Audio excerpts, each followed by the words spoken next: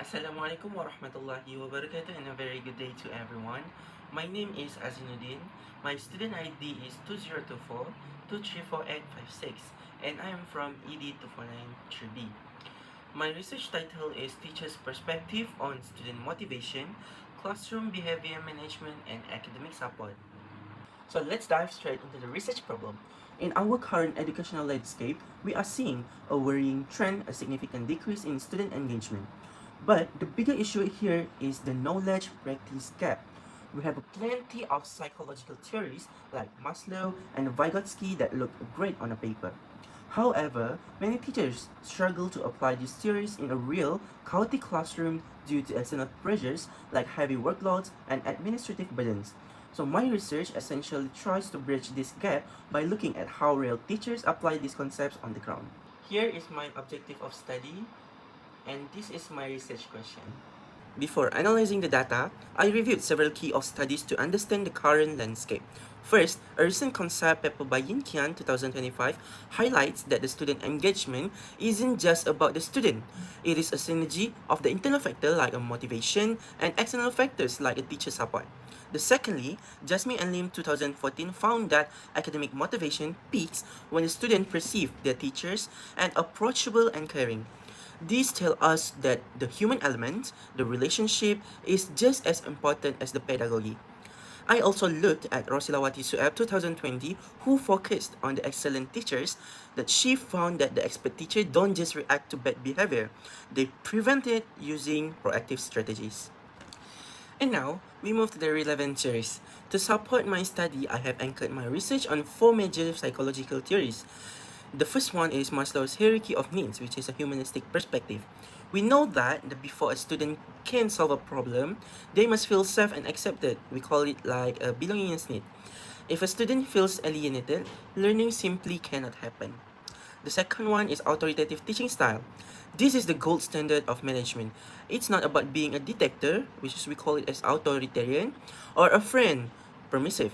It is about balancing high control, or we call it as a discipline with high support. The third one is Konin model of disciplines. Specifically, the concept of with-itness. This refers to a teacher's radar, the ability to know what is happening in all corners of the classroom at all times. It allows teachers to nip a problems in the bud before they escalate. The fourth one is social constructivism, which is the Vygotsky. Here, I focus on scaffolding. Teachers act as a support structure using tools like visual aids to help students climb from what they know to what they don't know yet. The study was used a qualitative design with the semi-structured interviews. The collected data was transcribed and analyzed using the thematic analysis to identify the key patterns and themes. For the data collection, data was gathered through virtual interviews held on Google Meets. Teachers responded to the questions along with the research objectives, and their answer were transcribed and examined using the thematic analysis. There are two samples, which is the first one is a veteran teacher, Cikgu Fazlina binti Siddiq, with 4 years experiences of teaching. And the second one is Cikgu Nur Najwa Fareha binti Syukur, a veteran teacher with 5 years teaching experience. So these are my interview questions. Let's move into the interesting part, which is the findings. For the similarity, the first one is priority in report. Both teachers use a deep talk and personal connections to motivate students. The second one is proactive management. Both of the teachers use an authoritative style, which is monitoring closely to stop misbehavior early. The third one is humanistic approach. Both teachers prioritize emotionally safety based on Maslow's theory as the foundation for academic success. However, there were notable differences in their approaches. First, on instructional approach. T1 prefers visual simplification. She uses manual drawings on the whiteboard to break down complex maths problems step by step. She believes in the power of the marker pen. In contrast, T2 utilizes digital multimodal tools. She uses interactive slides, videos, and also the animation to capture the attention of Gen Z students. Second, on motivational focus. T1 relies on the teacher's vibe and being cheerful to build student interest, while T2 prioritizes activity variety and structured learning aids to maintain the focus. challenge faced. T1 struggles more with the systemic workload and time constraints, which limits her ability to do more creative lessons. T2, being newer, struggles more with their student readiness and managing the diverse learning speeds in the classroom. So this is the main findings from the thematic analysis. For the research question 1, which is a motivation and factors influencing engagement, we found a clear distinction. T1 adopts a humanistic approach, focusing on inner drive and fulfilling the belongingness need through deep talks. She connects with the heart. In contrast, T2 focuses on the social perspective, creating an external instructional vibe with high energy to stimulate student interest. Both are effective, but they target different psychological needs. For this research question 2, which is on the strategy on behavior and classroom management, T1 is the master of prevention. Her strategy aligns perfectly with the Coning's wittiness. She uses a proactive and low-profile intervention like proximity to stop problems before they start. T2, however, represents with the authoritative style. She relies on a clear structure of rules and consequences, firm yet supportive, to maintain the order. Research question 3 on perceptions of performance and learning support. Here we see the generational gap. T1 uses a manual scaffolding. She draws directly on the whiteboard to simplify abstract concept step by step. Meanwhile, the T2 uses or utilizes digital scaffolding via multimodal tools like videos and slides. Despite the difference in tools, both are applying Vygotsky's zone of proximal development to help students learn. Moving on to our core findings, we categorize our interview results into three main pillars. First, for student motivation and engagement, we found that both teachers prioritize emotional connections.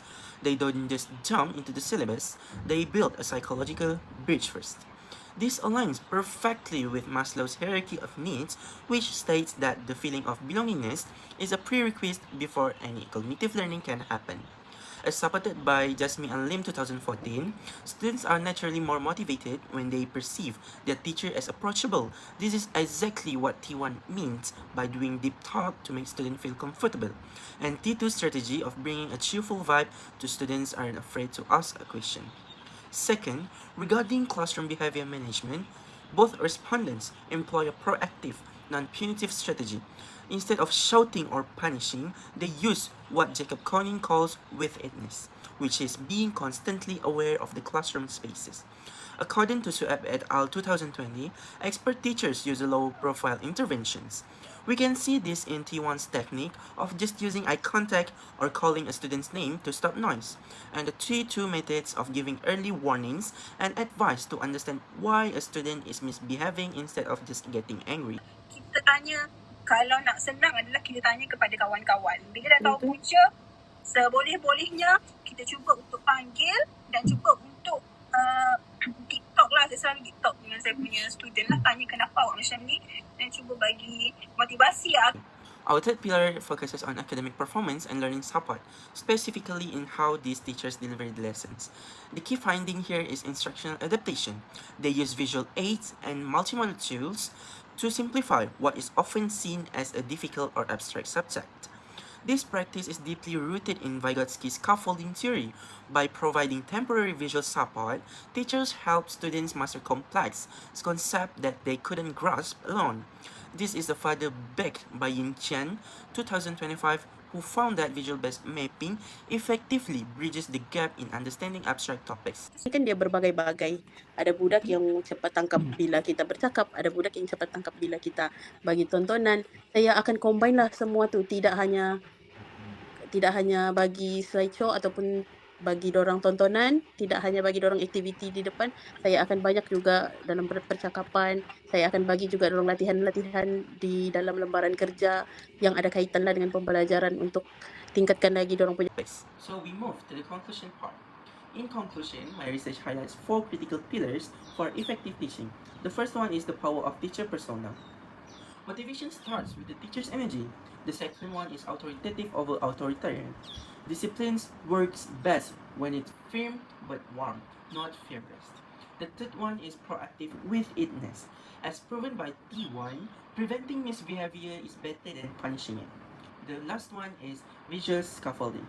Whether manual or digital, students need visual aids to bridge the knowledge gap. future research, I suggest expanding the study to include student perspective to verify if the teacher's rapport is actually felt by the students. A longitudinal study would also be beneficial to see a long-term impact of these counseling style interventions over a full year. Finally, based on these findings, I propose comprehensive recommendation for 4 key of stakeholders. First, for the Ministry of Education, we need to enhance the teacher training modules. The focus shouldn't just on pedagogy, but specifically on educational psychology and rapport building. The teachers need to be trained on how to connect to the students. Also, consistent funding for ICT tools like smartboards is crucial to support the multimodal learning as the T2 mentioned.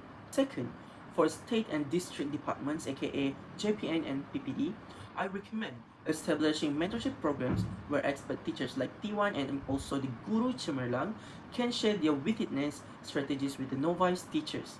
More importantly, we must reduce the clerical burdens. Teachers need less paperwork so they have more time for emotional support and lesson planning. Third, for school and administrator, school leaders must foster a culture that prioritizes non-punitive discipline. We need to shift from punishing to guiding. Schools must also facilitate easy access to digital resources, especially for STEM subjects. And lastly, for parents and the community, education is a partnership. Parents must collaborate with the teachers to reinforce the positive motivation at home. Open communication is vital to identify students' emotional barriers early, so factors like family issues mentioned by T1 can be addressed before they affect the academic performance. So with that, I conclude my presentations. Thank you.